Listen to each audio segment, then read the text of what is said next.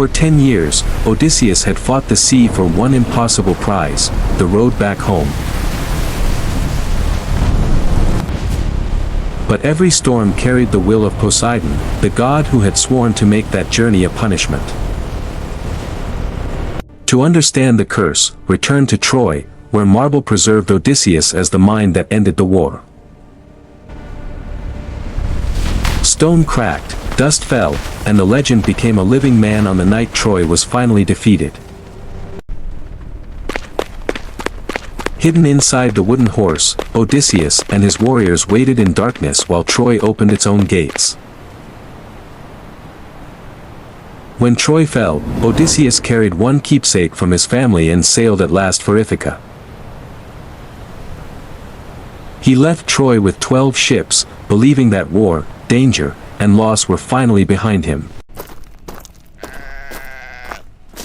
On a strange island, Odysseus led 5 sailors toward a vast cave filled with sheep and stored food.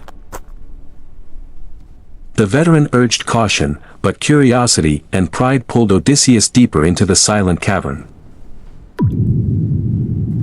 Instead of taking supplies and leaving, Odysseus waited to meet the unknown master of the cave. At sunset, Polyphemus returned, a one-eyed giant, a brutal shepherd, and the son of Poseidon. With one crushing movement, the Cyclops rolled a massive boulder across the entrance and sealed them inside. Before anyone could react, Polyphemus seized one sailor, revealing the fate he intended for the others. Odysseus reached for his sword, then realized that only the living giant could ever move the stone. So he chose the weapon that had conquered Troy: patience, deception, and a wineskin offered without fear. When the drunken Cyclops demanded his name, Odysseus answered with one perfect lie: nobody. Once the wine overcame Polyphemus, the 5 survivors hardened a sharpened wooden stake inside the fire. Working as one, they drove the burning stake into the Cyclops' only eye and twisted with all their strength. His cries brought the neighboring Cyclopes, but when he blamed nobody, they misunderstood and left him alone. Nobody! At dawn, Odysseus escaped beneath the giant's largest ram while the blinded Cyclops searched only its back. Once beyond the giant's reach, Odysseus and the 4 survivors ran for the ship before their escape was discovered. His companions begged him to remain silent, leave the island behind, and accept the miracle of survival. But pride overcame caution, and Odysseus shouted his true name across the water. On the shore, the blinded Polyphemus called upon Poseidon and begged that Odysseus never reach home. This man suffer for what he has done.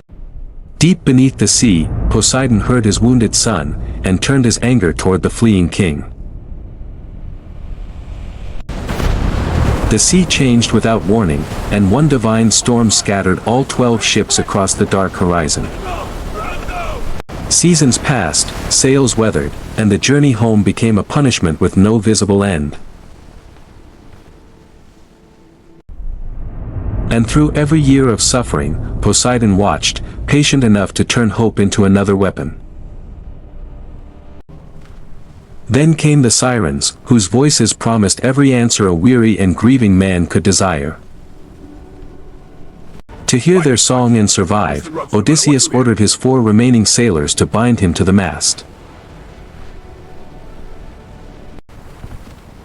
He begged to be released, but the sailors rowed harder until the Sirens vanished behind them. Ahead waited a narrow strait where no captain could escape the danger waiting on both sides. On one side, Charybdis opened beneath the sea, dragging the ship toward the center of the whirlpool. To escape the whirlpool, they moved too close to Scylla, and one sailor was torn from the deck.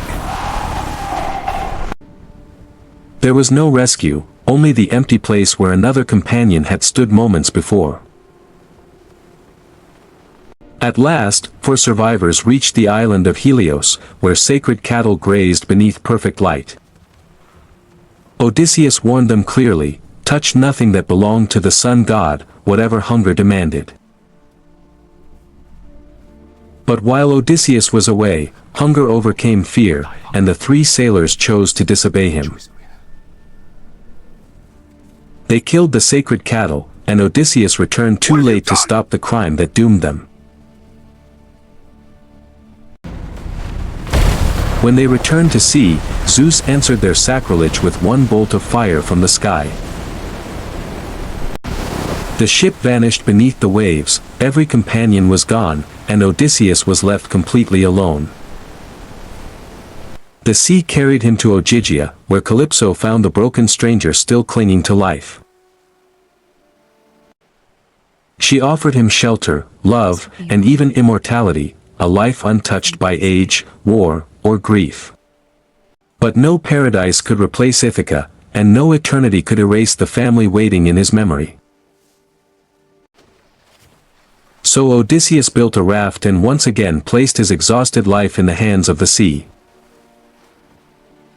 Poseidon found him there, alone on open water, and the god had not forgotten his promise. One final wave shattered the raft and hurled Odysseus back into the sea he had fought for years. At Scylla, Nausicaa found him on the shore and answered suffering not with fear, but with kindness. The Phaeacians gave him what gods and monsters had denied for years, safe passage toward Ithaca. After 10 stolen years, Odysseus touched home again, and the suffering man passed forever into legend.